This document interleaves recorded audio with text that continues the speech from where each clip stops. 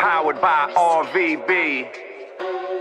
You are now tuned in. This is Trill Latino live. We gon' bring it to you real now. Yeah, we all the way live. Ain't nobody gonna tell it. This is Trill Latino live. We gon' bring it to you real now. Yeah, we all the way live. Ain't nobody gonna tell it. This is Trill Latino live. We gon' bring it to you real now. Yeah, we all the way live. Ain't nobody gonna tell it. This is Trill Latino live. We gon' bring it to you real now. Yeah, we all the way live. Big E, J Boy, and you not tuned into the best. It's Big E, Daniel Boom, and J Boy.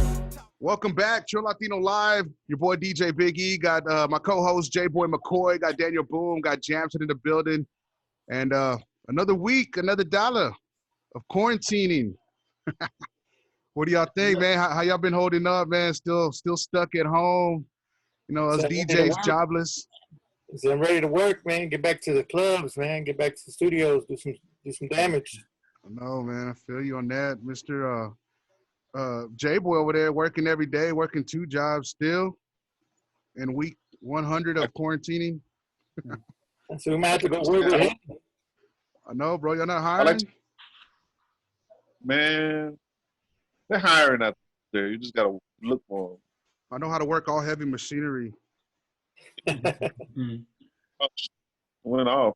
Anyways, I watch the news and I'm getting sick and tired of watching the news and just coronavirus. Why don't they just? We already know what we got to do. Got to wash our hands. Got to stay cautious. I know we got to wear masks, but robberies and is going up, man, and nobody knows it. You know, it's getting worse. Yeah. Yeah, what happened to all that news, man? I don't hear anything about that, about the shootings and robberies, and you don't see it. It is getting bad though, but they're not getting it on the news. You know what I mean? Yeah. It's like, okay, so we know there's nobody out there making money. There's no jobs out there. What else is to do but start robbing and murders? You know what I mean? Yeah. And I'm not seeing it on the news, but I'm hearing it out here in the streets, like, hey, So you see it on Texas Latino media. that's how I see it. You know what I mean? I'm like, damn, they should just need to go ahead and do their own channel. And like those 2 dudes that were robbing everybody, they got shot and killed finally over there in the Grove.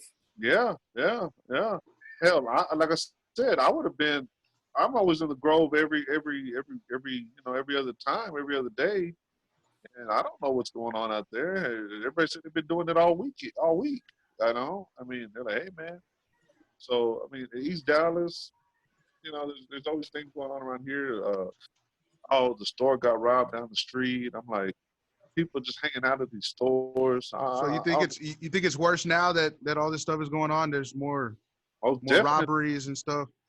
Absolutely. Hell yeah. Unemployment's at an all-time high. Like, people ain't got no jobs. They need. Yeah. They'll go out there robbing and stealing. Yeah, that is, man. Most definitely, all that crime rate is going up, and you don't see anything like that, man. Like I don't even turn the TV on anymore, man. If I do, it's Netflix or one of the HBOs or something, man. I'm watching a movie. It's just it's crazy, man. I'm tired of seeing all the corona stuff, man, and there's so many new stuff. They don't even know what's coming out next about it, man. They don't talk about what's going on in the city other than corona. Yeah. Yeah. And then they're talking about like other people dying and they died of like natural causes or something else, and they turn around and say it was a corona. Mm-hmm. There's been a lot of that. Like I knew some people that I think it was their aunt passed away, and it was natural causes. And they put on her death certificate it was coronavirus, and they were like, she wasn't even sick like that. Damn. You know, so now they're kind of fighting with them about taking that off. Yeah, well, they're saying that the hospital nurses and doctors are getting paid to mark you down as a death by coronavirus. Yeah, so the hospital apparently gets money from the government for coronavirus treatments and death, I believe.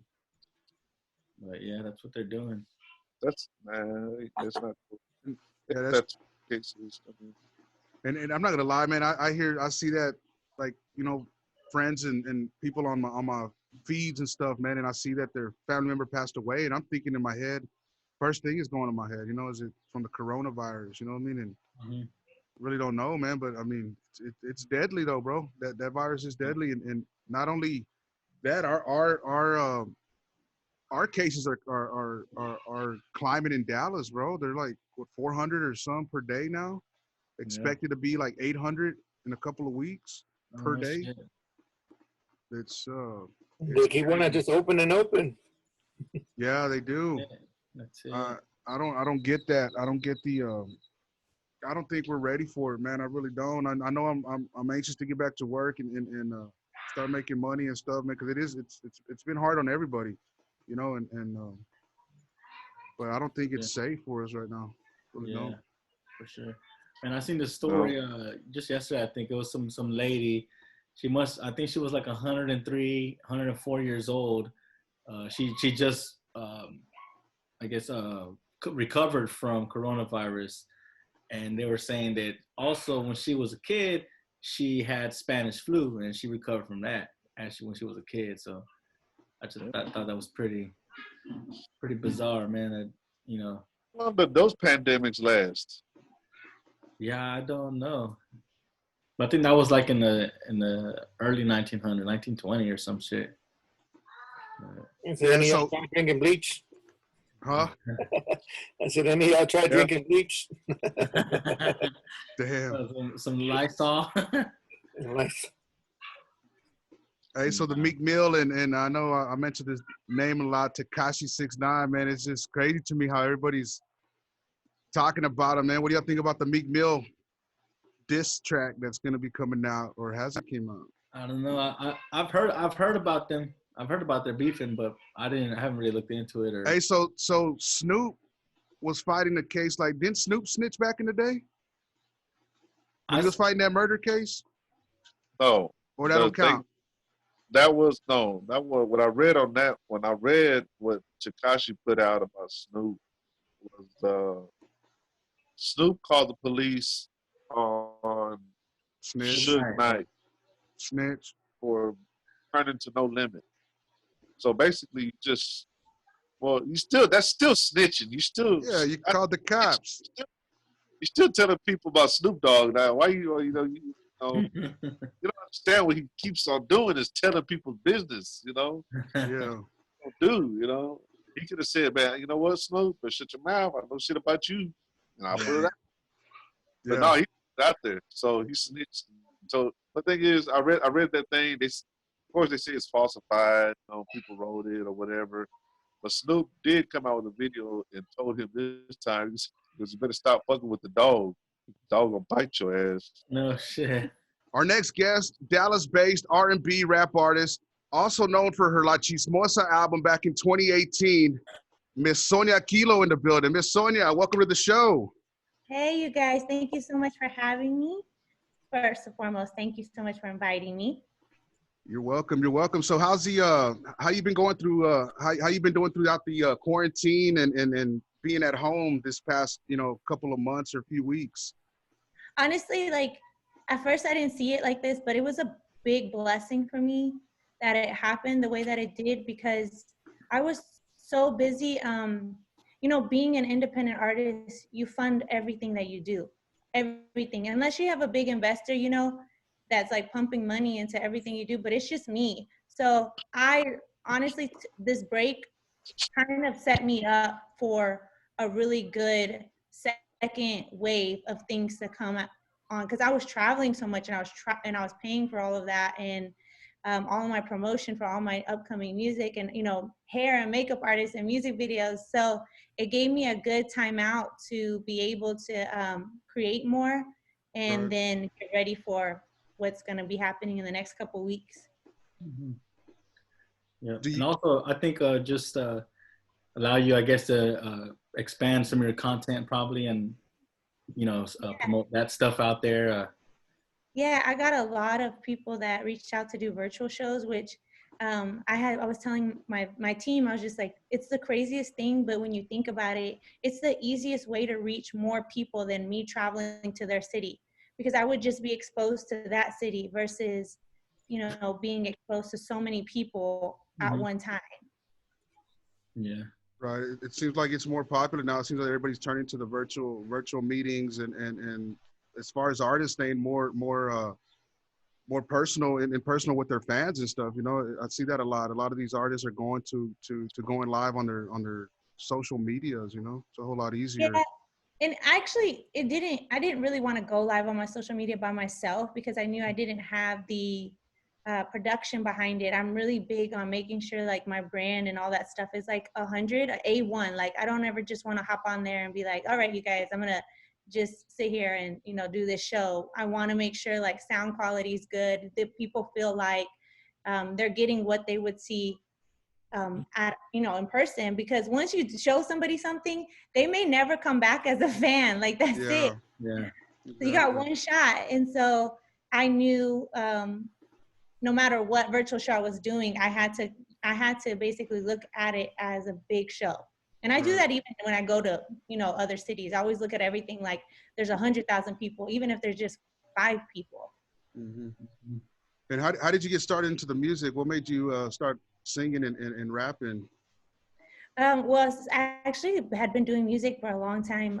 It's just something that I had basically been trained to do. Songwriting, I started when I was 14. But as far as like rapping, it just kind of happened on a whim. I created this song called Megan Rain on my first EP called La Chismosa. And at first it was just supposed to be just a funny thing between my friends and I. And then when I let my producer hear it, they were like, no, you got to do it. And I was like, no, it's so embarrassing for me because it's a real craft. Like rapping is a real craft. You can't just jump in there and expect to get the respect, you know, to get the respect. Like people have been doing this for so many years. So I didn't want to come off as somebody that was just trying to do something. I wanted to respect the craft and deliver, you know, my best. So then whenever I came on Megan Rain and I realized that was the song that took off from the EP La Chismosa, I was like, dang, I got to follow up. I got to keep going.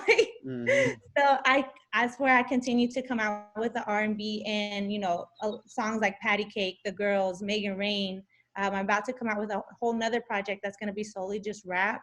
And then I think that'll be easier for people that like that side. I always tell people I have a split personality. I have like 2 sides of me that I actually really enjoy. I'm happy that I get to do that. So yeah, that is very catchy, La Chismosa, you know, throughout the Latin community, of course, you know, growing up, you know, with all these moms that speak all this Spanish and dads, you know, I'm pretty sure that's doing very, very well for you right now. Yeah, it's a good, I really didn't plan for that to happen. It was just something that I came up with. I was like, you know, it's me saying I'm a gossiper in a storytelling way because I was gossiping on my own life. Right. And so, and it just picked up. And then I tell all my friends, I need you guys to, you know, to spread the cheese smell on all my new music. And that's what they kind of do. And it just stuck with us. Do you speak a lot of Spanish? I speak partial Spanish and English. I'm terrible. Like, and it's a big deal to me. Like, I have a song that's in Spanish and English. And I always tell people, if I'm going to do a whole Spanish album, I have to get better at speaking Spanish because I will never go to a city and do an interview and be disrespectful and not speak it the right way. Like, because Hispanic people are the biggest critics. Yeah. You got one chance with them, that's it. Yeah. Sure. So I make sure, like, I represent, you know, like, porque mi gente es más importante. It's really important to me to make sure that I represent for them well, like even just young females, young Latinas, like it's really important because there's not a lot of us out there that have a good positive image, you know? Especially when we have like politicians out there trying to paint us in a negative way. It's important to me that I represent for them, but I also represent for myself. Nice. When did your EP drop? When did that drop? Oh, that was like 2018. So 2018. So if we go back to like your original question was what made me get into music. So basically I just decided in 2017 to give it another shot. I had already finished going to school. I got my degree in healthcare administration and I was just kind of like, I got it, but it wasn't as fulfilling as I thought it was going to be. And I was like, I'm just going to give it 100. And that's what happened. And ever since then, like my fan base has grown so much. My streams have grown so much. My music videos streams have grown so much. It's hard. I always tell people this: you don't become an artist as a hobby, because there's really no money in being an artist. It takes a lot of years to build up the momentum and the brand to eventually start paying off. So a lot of people think the first year out the gate you're gonna be successful and you're gonna get paid for all of these things. It's like you have to pay a lot of dues. You gotta do a lot of things for free sometimes. Yeah. And that's just how it's been. But I'm very I feel like at the end of all of this, I'm gonna be a good songwriter. Even if I don't stay forever as an artist, I will be a good songwriter and hopefully stay in the industry long enough to help other artists as artist development. Mm-hmm. Yeah, as long as you keep building that network, so right, your network's your net worth. So, what artists have you collabed with, as far as like even in the Dallas area, and not only Dallas, Texas or around the world? Who have you collabed with so far, or who do you want to collab with? I mean, I actually want to collab with Crystal Poppin. She's an artist that's out in Houston. No, El Paso. She's from El Paso, but she's in Houston. I did a show with her. She's a really, really good female artist. She's another Latina. But I haven't collabed with any artist. And a lot of people ask me why not? And it's because I get asked a lot, but no one ever acts on it. A lot of people will say, let's work, let's do this. And I don't wait around for people to get their thoughts and their ideas together. I'm if you want to work, you kind of got to have everything ready and let's do it. So a lot of people say let's work, but they don't ever go for it. Yeah. It's a kind of common, unfortunately, it's a common practice for the underground artists, not just Hispanic, just underground artists in general, to get that connection and say, let's work, let's network, let's do something. And I'm like, what do you want to do? And then they're like, well, what do you want to do? I'm like, well, you asked me. Yeah, I guess, that makes sense. Have any of the local artists here in Dallas have asked me? Are you a fan of any of the local artists in Dallas? Who do you think, Well, there's a lot of artists. There's actually an artist that actually produces for me that I'm a big fan of. His artist name is Really Bambino. His government name is Jacob. But he actually produces for me, and I take everything that he says for face value. He will tell me straight up, you need to work on this. And him doing this for so long and his songwriting being so good and him just being able to produce, I appreciate him 100% because there's not a lot of artists that will want to produce for you. Yeah. Yeah. So, and then, so with the whole quarantine and COVID-19 going on, you said you had stuff booked out for this year, like tours and cities, a lot of work that had to postpone. Yeah, it just kind of all went down the drain, and it was crazy because 2020 had just started off on such a good, and we had such momentum, and we had just dropped my single, The Girls, and we had just released the music video. And it was one of those songs that I was using as kind of like a trailblazer for me for 2020. And it was doing what it was supposed to do. And then I had got back from Galveston for the spring break bash over there. And I remember thinking, right when we were going that way, I was like, South by Southwest had just canceled. I was like, this isn't good. If South by Southwest canceled everything, and then the NBA kind of canceled the season, I was like, all right, that's it. Yeah. It's serious. I don't think a lot of people were taking it as serious as it was, but for all of the artists that I know that we all kind of stay connected, they were just like, we don't know what we're about to do. Everything's about to close. But it was really cool to see everyone creatively create a platform for themselves to continue to reach their fans. So there's been so many ideas, drive-through concerts, like drive-in concerts, where they go to see the movies, but it's a stage. And so they just stay in their car and they watch a concert, Oh, wow. Yeah, there's been so many crazy ideas. That's crazy. Has there been one of those? I didn't hear about that. Yeah, there's a guy named Blake. I think his name is Blake Ward. He did this thing called Corn TV, and he kind of did the Lego MTV. And he first started doing these virtual shows at at a location, but he just did the drive-in thing. I think it was at a kind of like a Keller's hamburger spot or something. I can't remember. Okay, that's here in Dallas. Yes. In Dallas. Oh, nice. And pretty much people were in their car and they just turned the station to a certain station, Frequency. and Yeah. That's pretty dope, man. That's some, you know, I never seen or heard anything about like that. Yeah. It's the future, right? Yeah. And then I think there's another artist. I don't know him personally, but I saw the ad on Facebook. He's doing like a tour across country and going to be going to cities that are also doing that same drive-in type thing. And he's going to go do shows there. Wow. So.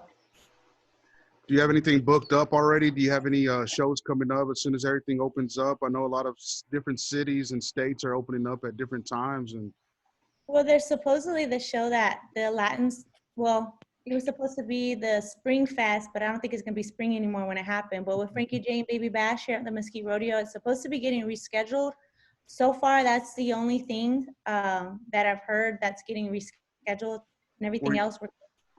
My bad. Were you on the lineup on the first one of that? I heard it was crazy. Yeah, you were on that lineup? You were there? I got to perform. Some people didn't get to perform. It was so packed, and I was just thinking, this is gonna be good and bad. Like, it's good. I've never been in a club this packed before, and everyone's like super happy. And I actually gained a lot of fans that night, but then it was bad because they didn't get to see the show they wanted to see. Right. It was bad. Good for you, bad for some people. Yeah. Dude, I felt bad. I was just like, sorry, y'all. But then I was super excited because they rescheduled it in Mesquite Rodeo, which I'm from Mesquite. And so to get on that, to grow up in Mesquite, and I sing the national anthem at the Mesquite Rodeo. So I would always tell myself, like, one day I'm going to, you know, be here doing my own show. And so that was just like another stepping stone for me, like another accomplishment. Nice. So hopefully it happens. Yeah. So when's the next EP gonna be dropping? Do we you have something coming out pretty soon, or? I do. So we don't have dates yet, but this year I'm gonna drop 2 EPs in the same year. Which the only reason why I did not drop an EP in the past years were because I was trying to just drop singles, you know, and do a constant thing. And then I realized that you know, I think people like projects. I still think people like projects, you know, and sometimes there's some songs that aren't going to do good as a single that will do good on a, you know, a whole album or whatever. Yeah. So I'm excited. Like, I'm really excited about my R&B stuff. I'm super excited about my rap stuff because I've been co-writing with some people to make sure that I stay like I'm telling you guys, it's a serious craft, and I'm not trying to be disrespectful and come like not 100. I got to be 100 all the time. So I've been co-writing with one of the other writers that wrote Te Calmas or Te Calmo with me. And it's good. Like, it's really good. The beats, everything. The production is amazing. Nice. And you said when is that? When you plan? Are you working on it now? Yeah, we're doing the music video in 2 weeks for one of the singles from the first project. And then once we get done with that, then we'll set a date for when the first EP's dropping. Nice. So aside from music, let us know how you got started with the dodgeball tournament. Well, first of all, what's up, Daniel Boone? How are you? Well, good. Daniel Boone's he's been quiet the whole show, man. I know. I had to keep looking at him if he was awake or not. Yeah, the dodgeball tournaments kind of just happen. Like, I always have these crazy ideas. I like to give back to the community. I like to get involved with the community. And when I realized that my platform was growing and I had the opportunity to reach more people and do more for my community, I was like, I think, you know, this dodgeball thing would be a cool idea to get people to come and donate canned foods. And we raised a lot of canned foods and we dropped them off at the Soup Mobile. And then we did it twice. So the first time was the North Texas Food Bank. And then the second time we did it for the Soup Mobile. And we did hygiene products for the Soup Mobile because they have a lot of homeless people that go there and they kind of just give them a package. So it was a good turnout. And then I was supposed to do another event in May, but, you know, we got on lockdown. Mm-hmm. Looking forward to being in one of those one day. So Yeah, like the dodgeball is like pretty fun. There's some people that like are really good competitive, and I'm like, dang, I didn't know we were for real playing. But yeah, I love sports. Like I love basketball. I grew up playing basketball.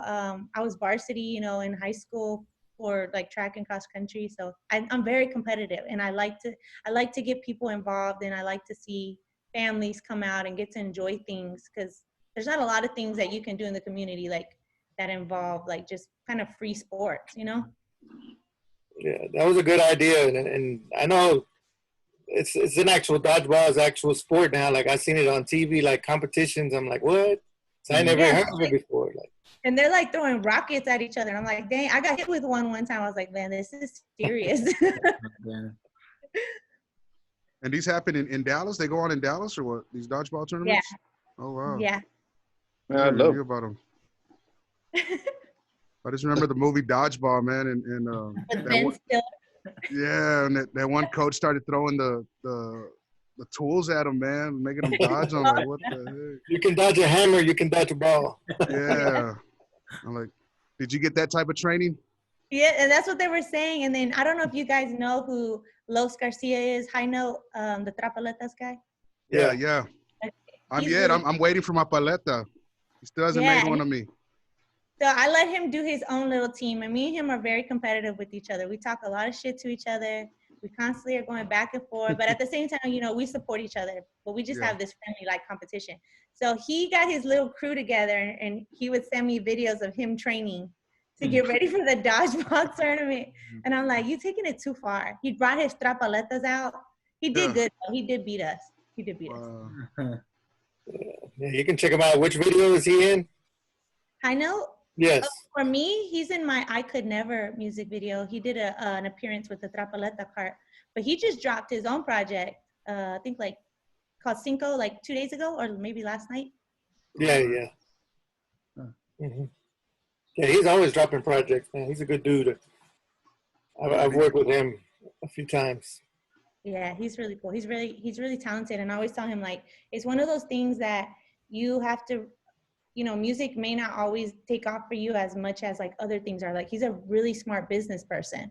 So for him to come out with trapaletas and to come out with, you know, the elotes and stuff like that, I'm like, just basically don't compare either of them. Just go 100 at all of them and it'll eventually come like full circle. Definitely, most definitely. So when is this your new album that you're working on, the new EP? You said that you have a Spanish song on there. What else do you have on that album?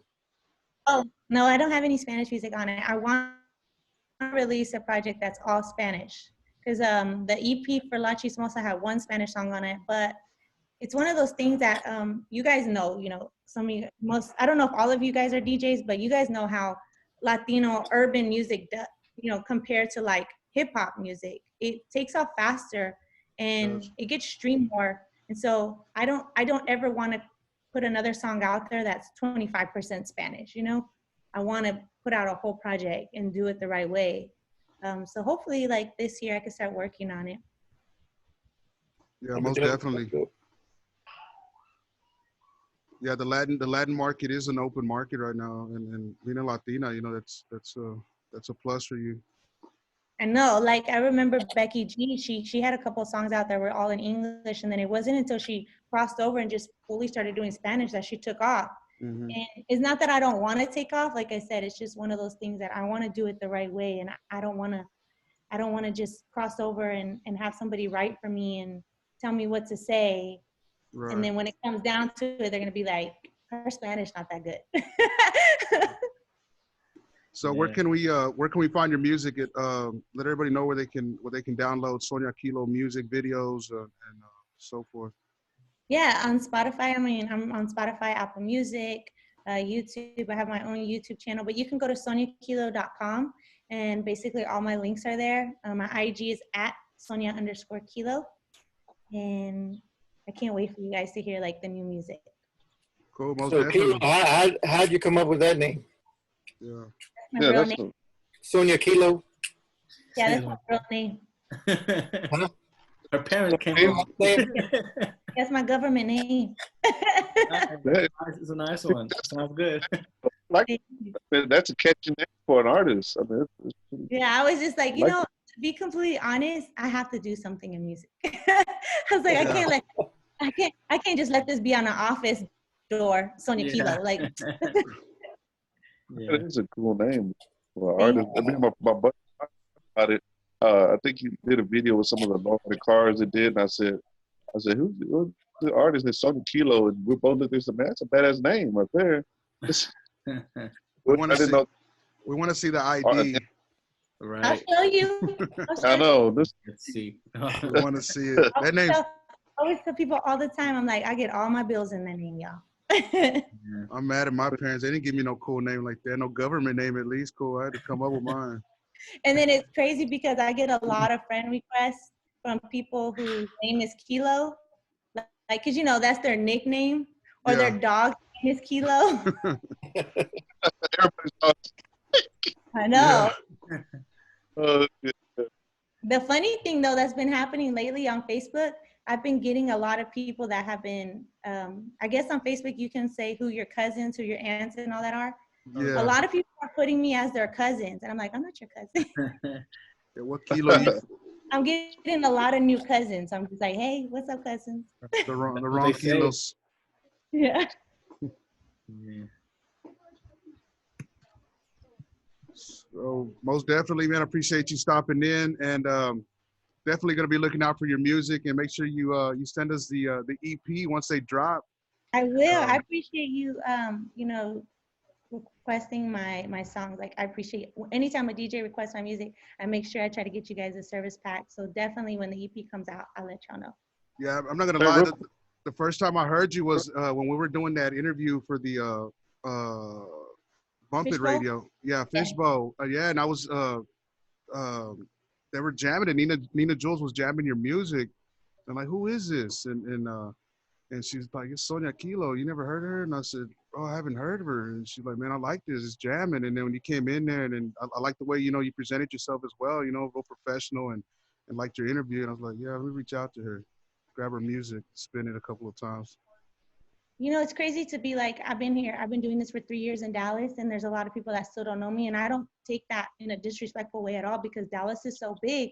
But what I do love is when people say, I honestly didn't think you were going to be that good. Like I love that because to be completely honest with you, there's so many artists that it's very rare that you see an artist that is good, because it takes a lot. It takes a lot in production, songwriting, everything. It's a whole package. And so for people to see me and think that I'm not going to be good, but then wait and they say that I'm good, I appreciate that more than somebody just being like, yeah, you're cool. They tell me the honest truth. Like, I didn't think you were going to be good. Definitely a lot of people like that out here. A lot. Sonia Kilo, Know the Product collab? Man, Snow the Product is on a whole nother level. Of course, I would love to collab with any artist, but it would just have to be the right song, 69. Yeah, I don't know. That's too much. I don't know. I was thinking about it the other day. I was like, I wonder if anybody that works with him is a target. Like they'd be looking at, like, I'm scared. Like people be like, your name sounds really gangster, but it's like, I'm not gangster at all. I go to church, I pray over my food. I say, excuse me. Yeah. I think gangsters go to church though, but I don't know. Yeah. They go to Catholic church. Yeah. Their own saint. It's messed up, bro. We got some against Catholics or what, bro? No, but they do. You've been to Mexico, you seen the drug dealer saint? Exactly. Yeah. And a drug dealer, but I got my saint on me, bro. Yeah. San Judas. Now, most definitely, man. I appreciate you stopping in once again, and we're gonna be looking forward to your new music, and make sure to follow Miss Sonia Kilo on all platforms, YouTube channel, and of course follow her on Facebook at Miss Sonia Kilo. And Trill Latino Live, appreciate you stopping by once again. Thank you. Thank you. Nice talking. Powered by RVB. You are now tuned in. This is Trill Latino live. We gon' bring it to you real now. Yeah, we all the way live. Ain't nobody gonna tell it. This is Trill Latino live. We gon' bring it to you real now. Yeah, we all the way live. Ain't nobody gonna tell it. This is Trill Latino live. We gon' bring it to you real now. Yeah, we all the way live. Ain't nobody gonna tell it. This is Trill Latino live. We gon' bring it to you real now. Yeah, we all the way live. Big E, J Boy, and Daniel Boom. To the best, it's Big E, Daniel Boom, and J Boy.